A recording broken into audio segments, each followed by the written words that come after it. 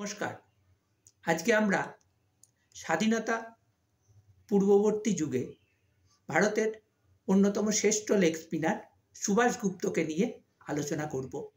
তিনি জন্মগ্রহণ করেছিলেন 21শে ফেব্রুয়ারি 1929 সালে এবং না ফেরার দেশে চলে যান 31শে আগস্ট 2002 সালে ওয়েস্ট ইন্ডিজের ত্রিনিদাদে।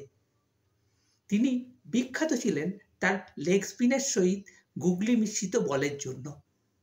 তাদের আমলে এত টেস্ট খেলা হতো না, তাই তিনি 36টি টেস্ট খেলে মোট 149টি উইকেট পান।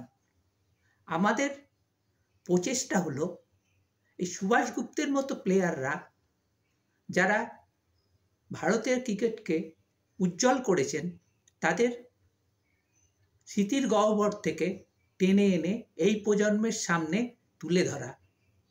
ভালো থাকুন গুপ্ত সাহেব।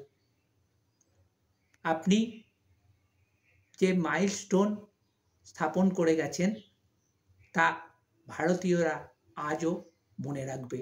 আপনারাই তো ভারতের ভিত্তি স্থাপনটা করে গেছেন, তার দৌলতেই তো ভারত আজ বিশ্বের অন্যতম সেরা ক্রিকেট দল।